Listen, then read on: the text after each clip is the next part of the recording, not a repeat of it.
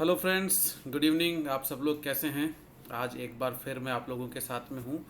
मेरा नाम डॉक्टर देवेंद्र सिंह है और आप लोगों के लिए हम लोग कंटिन्यूसली एक मॉडल टेस्ट पेपर की सीरीज़ एक हम लोगों ने ला रखी है, जिसका आज 5वां पेपर मैं आपको करा रहा हूँ। इस पेपर को कराने से पहले मैं कुछ छोटी मोटी बातें आप लोगों से करना चाहता हूँ। बच्चों, जब ये पेपर मैं सॉल्व कर रहा था, खुद भी मैं जब इस पेपर को पढ़ रहा था, तो मुझे जानकर और देखकर बड़ा आश्चर्य हुआ कि 2018 में जब मैंने ये पेपर बनाया था। देखो, मैं ये नहीं कह रहा हूँ कि पेपर मैंने आज के बनाए हुए हैं, लेकिन उस समय मैंने बहुत विचार करके, सोच विचार करके, मेहनत से जब ये पेपर बनाए थे। कुछ चेंजेस ज़रूर किए मैंने अभी इस समय, लेकिन उस समय भी ये उतने ही रेलेवेंट थे और आज भी उतने ही रेलेवेंट हैं। आप जब ये पेपर देखेंगे तो आपको ऐसा लगेगा कि ये तो बोर्ड का पेपर आप एज इट इज़ कर रहे हैं। ठीक है। तो मुझे ऐसा लग रहा है कि उस समय जिसने इस पेपर को अच्छी तरीके से पढ़ा होगा, तो वो पक्का 100% आज सरकारी सेवा के अंदर लगा होगा। मैं ये नहीं कह रहा हूँ कि इन पेपरों में से ही सब कुछ आ जाएगा, लेकिन इन पेपरों को बनाते समय इतना ध्यान जरूर रखा गया है कि जो महत्वपूर्ण हैं, जिनके आने की संभावना बार बार रहती है, वो बने। जब मैं इस पूरे पेपर को, यानी 80 क्वेश्चन जब मैं आपको आज ही कराऊंगा, तो मुझे ऐसा लगेगा कि सारे यूनिवर्सिटी के पेपर हों। आज भी जब 2024 में यूनिवर्सिटी का पेपर आया, आप अभी देखिएगा, तो 2024 का university paper as it is इसमें से आया। अधीनस्थ बोर्ड का 2018 ले लो, 2022 का पेपर ले लो, क्वेश्चन की भाषा में बार बार कहता हूँ घुमा सकते हैं, लेकिन क्वेश्चंस यहीं से बने हैं। या यूँ कहें कि क्वेश्चंस आपके सीमित हैं, और जब क्वेश्चन सीमित हैं तो आपके यहाँ तो बहुत ज़्यादा आप लोगों को डीप स्टडी नहीं करनी है। तो बेसिक क्वेश्चंस आते हैं, 4-5 क्वेश्चंस, हो सकता है मुश्किल से कुछ डीप में आ जाएं, लेकिन अधिकतम आपके क्वेश्चन जिसमें आप पास हो जाएंगे, ऐसे क्वेश्चंस आपके यहाँ पर लगभग जो बहुत इजी होते हैं उसी में से बनते हैं। और पोस्टें भी बहुत ज़्यादा है बच्चों, 2,500 से ऊपर पोस्टें हैं। एग्ज़ाम देने वाले केवल 37,000 बच्चे हैं। तो मैं आप लोगों से कहना चाहता हूँ कि एक एक क्वेश्चन में सावधानी रखेंगे तो आराम से पेपर हो जाएगा आप लोगों का, कोई दिक्कत नहीं आएगी। कट ऑफ के बारे में भी हम लोग बातचीत कर लेंगे, ये सारी चीज़ें हो जाएंगी। आज जो मैं कहना चाहता हूँ विशेष तौर पर, कि इन मॉडल टेस्ट पेपर को आप लोग ज़रूर देखें, अपने साथियों से भी इसके बारे में ज़रूर इनको शेयर करें। एक चीज़ और मैं बोलना चाहता हूँ कि बहुत बार बच्चे कमेंट में बोल रहे हैं कि सर पीडीएफ कब मिलेगी, तो आज आप लोगों के लिए एक और मैं बोनस कर रहा हूँ, बम्पर चीज़ आप लोगों के लिए, कि पीडीएफ भी मैं आप लोगों को लिए दे दूँगा। लेकिन वो पीडीएफ इतनी आसानी से आपको मिलेगी नहीं, उसके लिए कुछ थोड़ा प्रयत्न करना पड़ेगा आप लोगों को। वीडियो के लास्ट में बताऊँगा कि वो पीडीएफ आपको कैसे मिलेगी। कुछ में मैं हल्के फुल्के छोटे छोटे करेक्शंस हैं, कुछ डाटा जो अपडेट हो गए हैं उनके बारे में बात करूँगा, उनको मैं अपडेट कर रहा हूँ। और 8 तारीख तक हम लोग, आज 5 हो गई है, 8 तारीख तक हम लोग इसको, सीरीज़ को ख़त्म करेंगे, ताकि आप लोगों को पढ़ने का, दोबारा वीडियोस देखने का समय मिले। मैं आप लोगों को से लास्ट में यही कहना चाहता हूँ कि यूनिवर्सिटी के पेपर सॉल्व कर लीजिए, नोट्स पढ़ लीजिए, और ये जो मॉडल टेस्ट पेपर मैं आपको करा रहा हूँ इसको पढ़ के जाइए, आराम से सिलेक्शन हो जाएगा। बहुत ज़्यादा पैनिक करने की ज़रूरत नहीं है। तो आज जो छात्रों मैं आप लोगों को कराने वाला हूँ, मैं बहुत एक्साइटेड हूँ इस पेपर को लेकर। और आप लोगों में भी जब आप ये पेपर को करेंगे तो आपको देखेंगे कि वाकई में काफ़ी हद तक क्वेश्चंस यहाँ से बन जाएंगे, बने भी हैं पूर्व में। अच्छा, एक चीज़ मैंने आप लोगों को बता दी कि पीडीएफ प्राप्त करने का रास्ता मैं खोल रहा हूँ। ठीक है, अब तक मैं पीडीएफ नहीं दे रहा था, किसी को भी नहीं दे रहा था। 5वां पेपर आ गया है। 8वां पेपर जब मैं सॉल्यूशन कराऊंगा, यानी डे आफ्टर टुमारो, परसों, तो उस समय 7 तारीख के आसपास, 7 तारीख को इवनिंग में जब मैं 8वां पेपर आपको कराऊंगा, तब मैं पीडीएफ डाल दूंगा 7 पेपर की, बचे हुए 3 पेपर की भी मैं 8 तारीख को डाल दूंगा। लेकिन डालूंगा कब, इसके लिए वीडियो का लास्ट एंड जरूर देखिएगा। तो चलो शुरू करते हैं, समय ख़राब नहीं करते, हमें वही 20-25 मिनट के अंदर इसको कंप्लीट करना है, क्योंकि क्वेश्चंस तो आप लोगों के सबके पहले देखी हुई हैं। बस क्वेश्चन का संकलन मैंने एक जगह कर दिया है ताकि आप लोगों के लिए आसानी हो। हाँ, मैं समझ सकता हूँ कि बिना पीडीएफ के पढ़ना इतना आसान नहीं है। पीडीएफ मिल जाएगा, और पीडीएफ में भी एक और बोनस आप लोगों के लिए दूंगा, लेकिन पहले अभी एक बार वीडियो देखो लास्ट तक, उसके बाद आप लोगों के लिए आज बहुत अच्छी खुशखबरी रहेगी। चलिए, मॉडल टेस्ट पेपर 5, पहला है क्वेश्चन, कौन से पशु टिटनेस के लिए संवेदनशील होता है। तो मैं आपको बता दूं, देखिए टिटनेस की हम बात करें तो गाय, भेड़, ए व बी दोनों, और घोड़ा। देखिए घोड़ा जो स्पीशीज़ है वो टिटनेस के लिए इसलिए ससेप्टेबल है क्योंकि घोड़े की जो सीकम है उसमें क्लॉस्ट्रीडियम टिटेनाई के बैक्टीरिया मिलते हैं। जैसे ही वो गोबर करता है तो वो बैक्टीरिया उसमें ज़िंदा होते हैं। अगर कहीं घोड़े को चोट लगी रहे तो घोड़े के अंदर टिटनेस होने की संभावना सबसे ज़्यादा होती है। इसलिए घोड़ों में और कोई वैक्सीन करे ना करे, हम टिटनस टॉक्साइड का वैक्सीन हर 6 महीने में करते हैं। इसके बाद क्वेश्चन आता है समर मेस्टाइटिस का कारण है। समर मेस्टाइटिस का कारण है staphylococcus, E coli, corynebacterium pyogenes. तो इसका कारण है भाई कोरानी बैक्टीरियम पायोजेंस। ठीक है,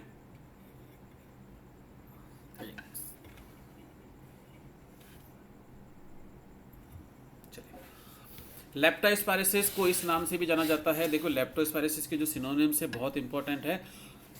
एक है sugar cane worker disease, rice field worker disease, Weil's disease. तो उपरोक्त सभी इसके अंदर आंसर जाएगा, ये सारे इसी के नाम हैं। निम्न में से किस बीमारी को लिम्बर नेक के नाम से जाना जाता है? बहुत ज़्यादा फैली हुई है अभी पश्चिमी राजस्थान के अंदर, जिसको हम बॉटुलिज्म कह रहे हैं, और हिंदी में बात करें तो या क्षेत्रीय भाषा में बात करें तो कर्रा रोग भी इसको हम कह रहे हैं। पल्पी किडनी डिजीज का अन्य नाम क्या है? बॉटुलिज्म, ब्लैक डिजीज, ब्रेक्सी, एंट्रोटैक्सीमिया है।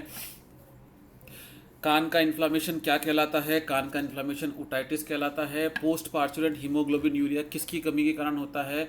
फास्फोरस की कमी के कारण होता है। और मिल्क रिंग टेस्ट किस में करते हैं? बताओ छात्रों, मिल्क रिंग टेस्ट किस में करेंगे? तो आपको सबको पता है कि टेस्ट अगर हमने देखें तो या तो मेस्टाइटिस के बहुत इंपॉर्टेंट है या टेस्ट ब्रुसेलोसिस के इंपॉर्टेंट है। तो मिल्क रिंग टेस्ट अगर मेस्टाइटिस होता है थोड़ा कन्फ्यूजन हो जाता है आपको, वहाँ पे CMT करते हैं, MRT हम करते हैं ब्रुसेलोसिस में। और अब जो मैं क्वेश्चन करा रहा हूँ आपको ऐसा लगेगा ये तो क्वेश्चन अभी यूनिवर्सिटी के पेपरों में भी सॉल्यूशन कराया था सर आपने, 2018 में आप ये करा रहे हो, 2024 में वही के वही क्वेश्चन आ रहे हैं। और यही क्वेश्चन 2018 का अधीनस्थ बोर्ड का पेपर भी देख लेना एक बार। नर में प्राथमिक जनन अंग होता है तो प्राइमरी ऑर्गन होता है नर के अंदर टेस्टिस। मादा जो 2 या अधिक बार ज्ञाबिन हो चुकी हो क्या कहलाती है? प्लूरीपेरा कहलाती है।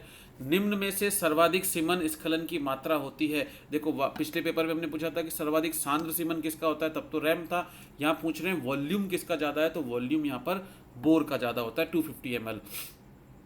AV का तापमान 2024 यूनिवर्सिटी का पेपर याद है, अभी थोड़े दिन पहले कराया था, सेम क्वेश्चन आया था कि सांडों में कृत्रिम गर्भाधान के दौरान कृत्रिम योनि का सांडों में सीमन कलेक्शन के दौरान कृत्रिम योनि का तापमान कितना होता है? तो AV का तापमान सीमन कलेक्शन के समय, अब मैंने उस समय पेपर सॉल्यूशन में कराया था कि देखो यह अलग अलग जगह पर अलग अलग डाटा आते हैं, हम लोग किस किताब को फॉलो करते हैं उस पर निर्भर करता है। हमने यहाँ पर ICR की हैंडबुक को फॉलो किया है और ICR की हैंडबुक कहती है 43 से 48 डिग्री सेल्सियस। तो आपको यहाँ पर 43 से 48 डिग्री सेल्सियस करना है। रही बात कोई ऑथेंटिक डाटा की, तो ICR की हैंडबुक को डिनाई करना इतना आसान नहीं है। हालांकि हो सकता है यूनिवर्सिटी ने 40 से 42 माना है अभी रिसेंटली पेपर में, मैं बता देता हूँ आपको आंसर की के अंदर, लेकिन अभी कोई प्रूफ नहीं है हमारे पास उस बात का। मैं आपको 43 से 48 का प्रूफ दे सकता हूँ जो कि ICR की हैंडबुक के अंदर है, इसलिए हमें यही करना है। प्रथम बार कृत्रिम गर्भाधान किस में किया गया था? तो पहली बार भाई लेज़रो स्पेलेंजानी जो इटली के साइंटिस्ट थे, उन्होंने बिच के अंदर कुतिया में किया था। गायों में ओव्यूलेशन होता है, याद है यूनिवर्सिटी में आया था कि नहीं आया था? अभी जस्ट 2024 में आया है क्वेश्चन, और हमने तो 2018 में प्रिपेयर कर लिया था मैट स्ट्रेस के अंदर। तो मैं बस यही आपको कहना चाहता हूँ कि क्वेश्चन वही हैं बच्चों, बस आपको ये ध्यान रखना है कि हमारे कंसेप्ट गलत नहीं हो, हमें रटने की आवश्यकता नहीं है, हमारे को पता होना चाहिए कि किस एनिमल में कब ओव्यूलेशन हो रहा है, ये सारी चीज़ें यहाँ पर निश्चित हैं। ठीक है, तो मैं आप लोगों को बताना चाहता हूँ कि ये जो पेपर है मॉडल टेस्ट पेपर 5 विशेष तौर पर मुझे बड़ा अच्छा लगा ये करने में और सॉल्यूशन कराने में भी आपको, क्योंकि ये सब चीज़ें अब आप लास्ट समय पे सब जानते हैं, मैं तो सिर्फ क्वेश्चंस की उपयोगिता आपको समझाने की कोशिश कर रहा हूँ। सुवेरी में गर्भकाल होता है, आया था कि नहीं आया था? आप अधीनस्थ बोर्ड का पेपर उठा कर देख लेना, ठीक है, 2018 का पेपर और 16 का पेपर उठा के देख लेना, ये सब प्रश्न थे या नहीं थे। तो गर्भधारण काल 114 दिन होता है, ठीक है, 3 महीने 3 हफ्ते और 3 दिन। चलिए अगला है LN2 का तापमान। ये तो हमेशा सदाबहार क्वेश्चन है, बार बार आ ही रहा है, इसके लिए तो क्या ही कहना। LN2 का टेम्परेचर हो या मिल्क लेट डाउन के लिए किस हार्मोन की आवश्यकता हो, ये सब क्वेश्चन तो बार बार आ रहे हैं। तो यहाँ पे गलती हो जाती है कि हम -196 तो कर देते हैं, लेकिन फ़ारेनहाइट में है या सेल्सियस में थोड़ा सा इसमें दिक्कत आती है, तो -196 डिग्री सेल्सियस में रहता है। राजस्थान में कुल पशुधन है, तो ये डाटा अपडेट हो गया। देखो मैंने पेन से भी अपडेट कर दिया है, वरना ये किताब आपको लगेगा कि सर बता नहीं रहे, कब लिखी थी हमें क्या पता है। तो पहले डाटा अलग था, 577 लाख थे, अभी क्या है 568 लाख। मिलियन में काउंट करें तो 56.8 मिलियन है, और करोड़ के अंदर बात करें तो 5 करोड़ 68 लाख है। किसी भी फॉर्म में पूछा जा सकता है, ध्यान रखिएगा, 1 मिलियन में 10 लाख होते हैं। सुअर का मांस क्या कहलाता है? सुअर का मांस पोर्क कहलाता है, आप सबको यहाँ पर ये सब दीजिए ध्यान है, इसलिए आगे बढ़ते हैं। बकरियों की संख्या में राजस्थान का स्थान, अरे बकरियों की संख्या में राजस्थान पहला और भैंस की संख्या में राजस्थान दूसरा स्थान रखता है। ठीक है, समझ में आ रही कि नहीं आ रही है? नेक्स्ट क्वेश्चन है, कान कुतरना ईयर नोचिंग सर्वाधिक उपयुक्त है। अरे किसके कान कुतरे जाते हैं? कान कुतरे जाते हैं भाई सुअरों के पिगलेट के अंदर, छोटे एज के अंदर ही, वी आकार के अंदर। अब अगला क्वेश्चन है, करन फ्रीज किसका क्रॉस है? और करन स्विस हमने पढ़ लिया था।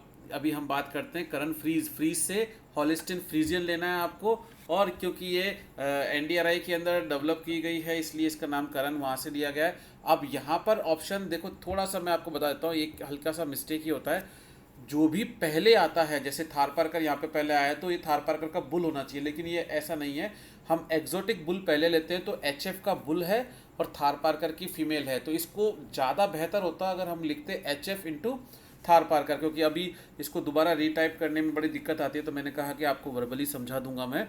एचएफ और थारपारकर का क्रॉस है, ना कि थारपारकर और एचएफ का, क्योंकि जो पहले लिखा जाता है वो हमेशा मेल रहता है। तो अभी इससे क्या पता चल रहा है कि यहाँ पे थारपारकर का मेल है? नहीं, मेल यहाँ पर है एचएफ का और फीमेल है थारपारकर की, तो उससे बनी है करन फ्रीज।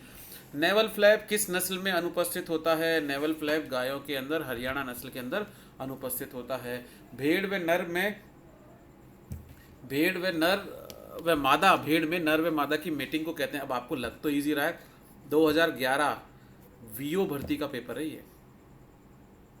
इतना आसान पेपर, या यूं कहें कि इस लेवल का पेपर वीओ में आता है, तो आप क्यों चिंता कर रहे हैं? 2011 का वीओ का पेपर उठा लीजिए। मैं इसलिए कह रहा हूँ क्योंकि मैं उस समय पेपर दे रहा था। तो भेड़ में नर व मादा की जो मीटिंग होती है इसको हम टपिंग कहते हैं।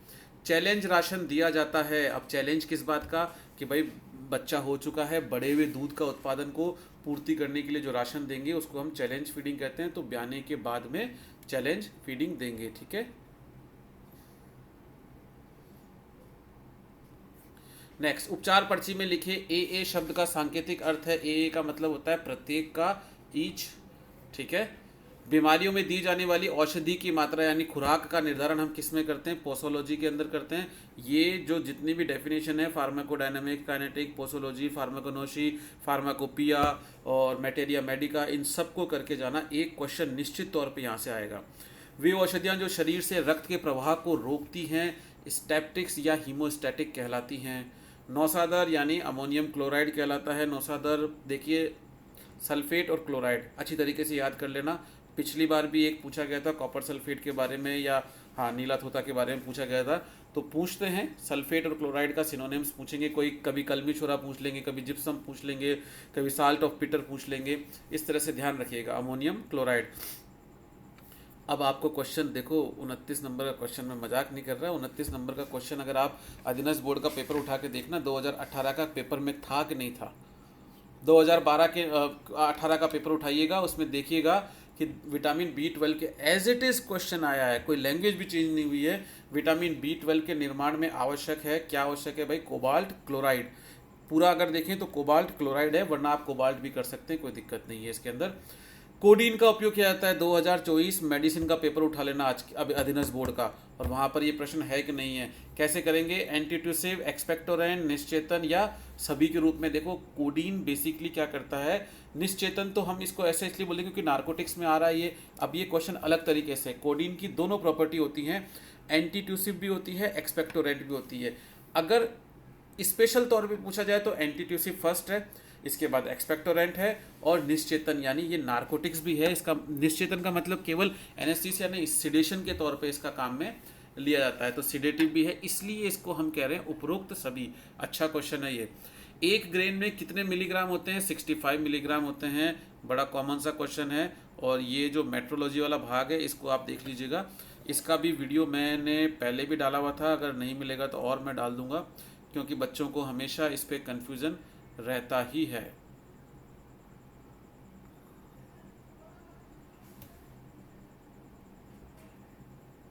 चलिए आगे बढ़ते हैं। आर्सेनिक विषाक्तता का एंटीडोट क्या है? ये क्वेश्चन भी देखना, ये भी मिल जाएगा आपको पेपरों में। आर्सेनिक विषाक्तता का एंटीडोट है बाल, ब्रिटिश एंटी लेविसाइड, या डाइमरकैप्रोल भी कहते हैं इसको। प्रसार शिक्षा डैश मार्गी है, एक दो दो मार्गी, भाई इसमें सीखने और सिखाने वाले दोनों सीखते हैं। कठपुतली निम्न में से ये भी प्रश्न आया हुआ है, ध्यान रखना। तो मुझे तो ऐसा लग रहा था कि कहीं यही तो प्रश्न नहीं डाल दिया, प्रश्न पे पत्र इसी में से तो नहीं ले लिया गया है कहीं पर। तो खैर ये तो सब मान लीजिए कि ये आ जाते हैं, क्योंकि प्रश्न पत्र हैं ही आपके इतने इजी, लेकिन हम लोग क्या करते हैं कि उसको थोड़ा टफ बना देते हैं और बहुत ज़्यादा डेप्थ में पढ़ने की कोशिश कर लेते हैं, इस वजह से। कठपुतली निम्न में से उदाहरण है, तो कठपुतली के देखिए पहली बात तो अप्रक्षेपित है, लेकिन कैसा है, दृश्य और श्रव्य दोनों है, तो अप्रक्षेपित दृश्य श्रव्य साधन। भेड़ प्रजनन फार्म स्थित है, भेड़ प्रजनन, पहले बकरी प्रजनन फार्म पूछा था, अभी बता देते हैं भेड़ प्रजनन फार्म फतेहपुर सीकर के अंदर स्थित है। ठीक है। प्रसार शिक्षा का उद्देश्य क्या होता है, कैसे विकास करना है, गांव का, खेत का, परिवार का, भाई सबका विकास करना है। इस तरह के कॉमन क्वेश्चन है ये, कोई इस तरह के क्वेश्चंस भी आएंगे जिसमें उपरोक्त सभी के आंसर आएंगे, आपको लगेगा कि यार ये तो बहुत इजी है, तो 2-5 क्वेश्चन तो बहुत इजी आएंगे जिनके अंदर all of the above answer होने की संभावना बनती है।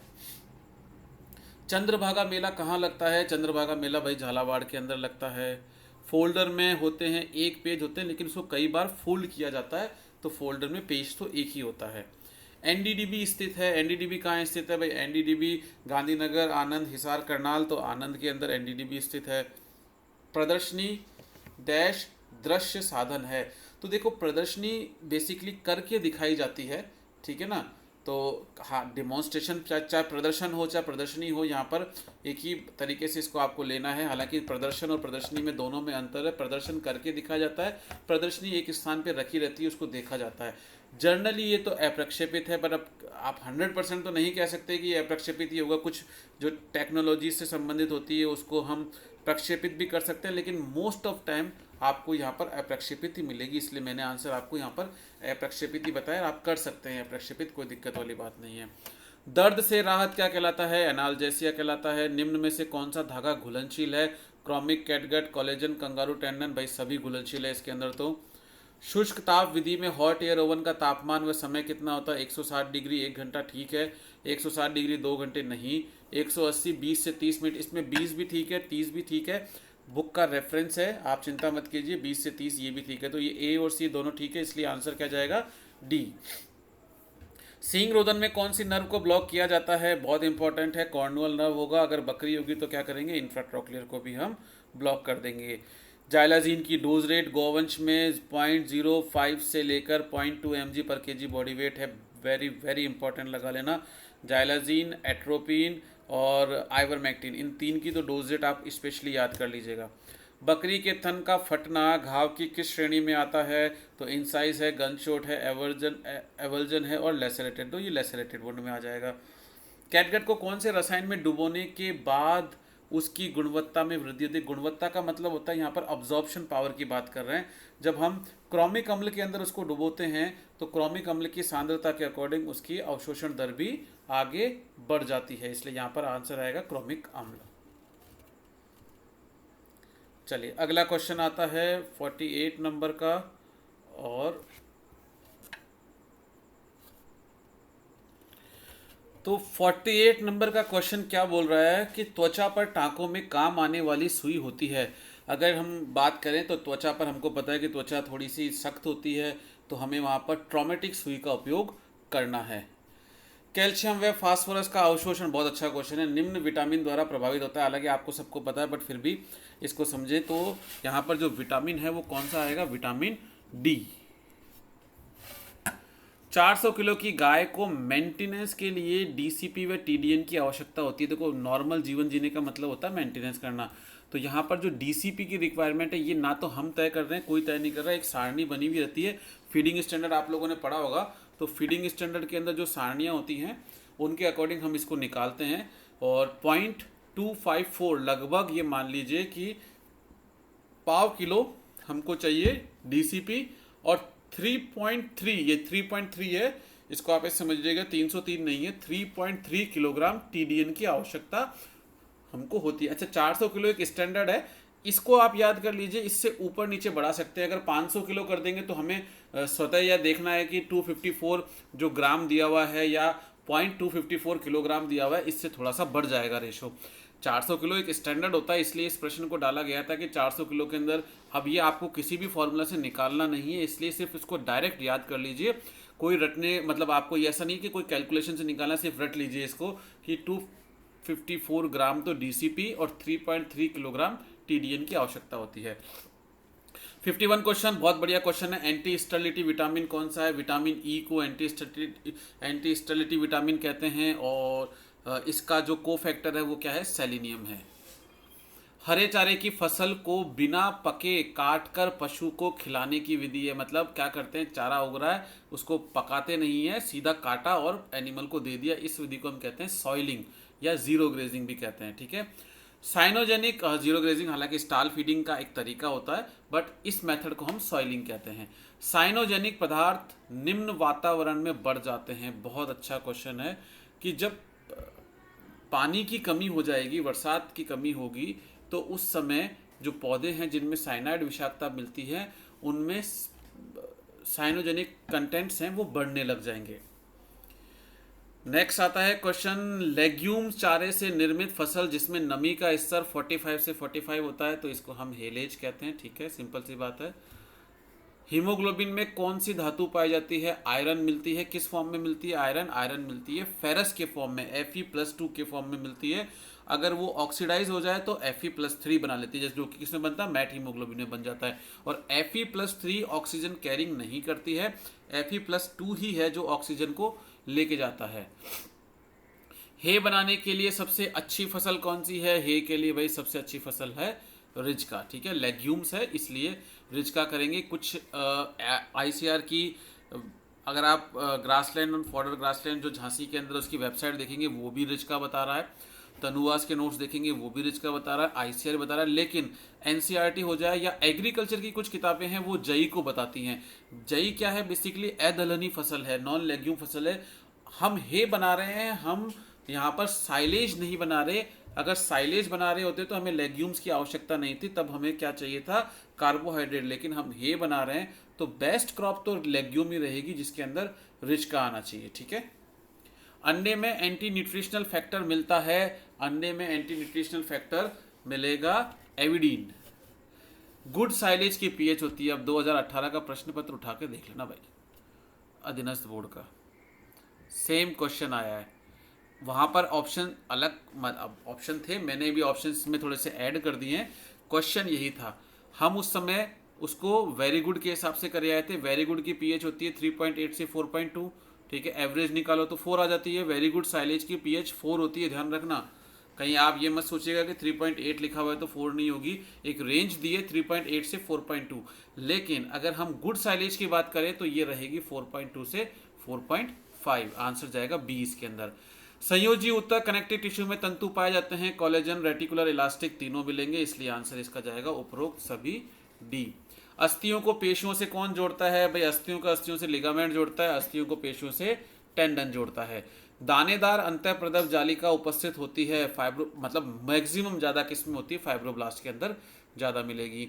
बाह्य कण बना होता है हाइलिन का, इलास्टिक का, फाइब्रोक्लास्टिक कार्टिलेज का, तो बाह्य कण इलास्टिक कार्टिलेज का बना होता है। स्प्लैंकोलॉजी का मतलब होता है आंतरिक अंगों का अध्ययन करना, स्प्लैंकोलॉजी कहलाता है। अंतः कंकाल का जो एंडोस्केलेटन है उसका निर्माण किससे होता है? मीजोडर्म से होता है।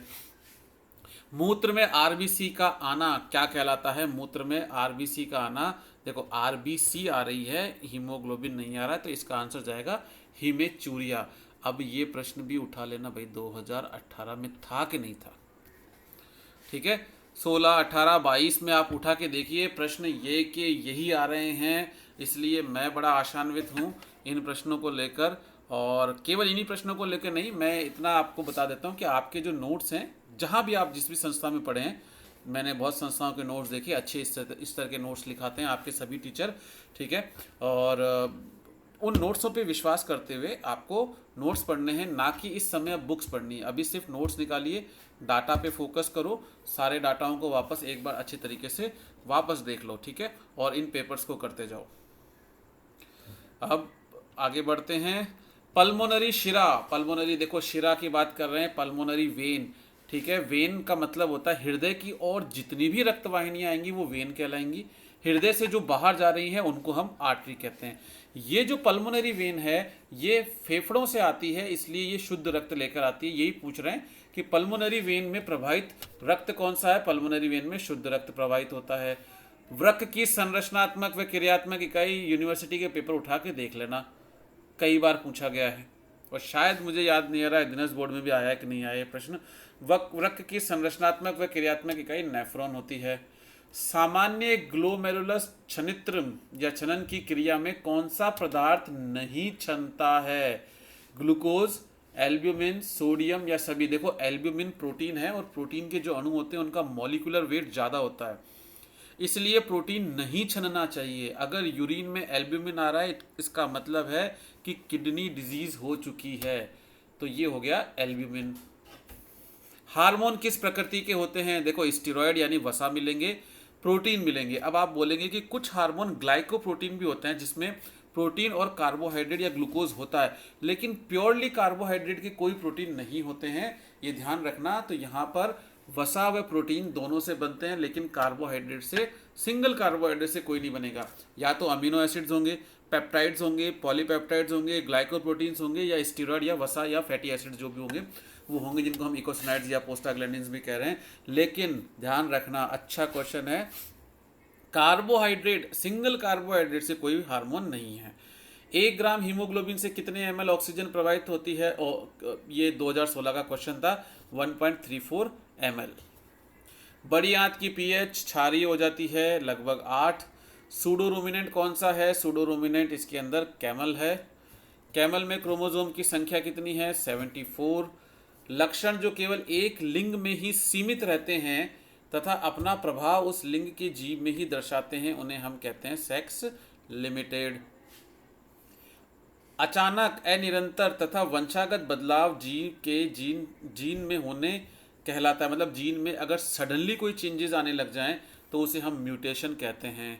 म्यूटेशन की परिभाषा हमेशा हर बार परीक्षा के लिए, चाहे वो सामान्य ही परीक्षा क्यों ना हो, अगर कोई जनरल नॉलेज की भी परीक्षा है तो भी म्यूटेशन की परिभाषा बहुत इंपॉर्टेंट रहती है। आनुवांशिकी शब्द का प्रयोग सबसे पहले किसने किया था। भाई बैटसन ने आनुवांशिकी शब्द का प्रयोग सबसे पहले किया। 2 विभिन्न नस्लों के पशुओं के मध्य, विभिन्न नस्लों के, 2 नस्ल का मतलब ब्रीड, यहाँ पर 2 ब्रीड्स, अलग अलग ब्रीड हैं, स्पीशीज एक ही है, उसे हम कहते हैं क्रॉस ब्रीडिंग। रक्त समूह में रिसेसिव एलील माना जाता है, ओ समूह को रिसेसिव एलील माना जाता है। राज्य स्तरीय सुअर प्रजनन केंद्र कहाँ है, अलवर के अंदर है। भाई सबको पता है। आज थोड़ा 27 मिनट हो गए शुरुआती बात के अंदर, पर कोई बात नहीं, इसको हमको कंप्लीट करना ही है। सर्वाधिक विदेशी गौवंश कहाँ मिलता है। सर्वाधिक विदेशी गौवंश जयपुर में मिलता है। तो छात्रों, आज का ये 80 क्वेश्चन का पेपर भी हमने सॉल्व कर लिया, और इस पेपर में से आप शांति से अच्छी तरीके से पढ़ेंगे तो आपको लगेगा कि अच्छे खासे क्वेश्चन बने हुए। चलो, इस बात पे हम पहले भी चर्चा कर चुके हैं, अब इसको बार बार रिपीट नहीं करेंगे। हाँ, अब आते हैं हमारे काम की बात पर कि सर इसकी PDF उपलब्ध करा दो। तो भाई देखो, कोई भी चीज़, जैसे आज मैं मेहनत कर रहा हूँ तो आपको भी मेहनत करनी पड़ती है। आज जो ये आपका चैनल है, मैं मेरा चैनल कभी भी नहीं कहता हूँ, इसे मैं कहता हूँ ये आपका जो चैनल है। देखिए, हमें प्रोत्साहन किस चीज़ से मिलता है। हमें प्रोत्साहन जब मिलता है जब आप लोगों तक ये बात पहुँचती है, अधिकतर लोग इसको देखते हैं, तो ही हमको प्रोत्साहन मिलता है।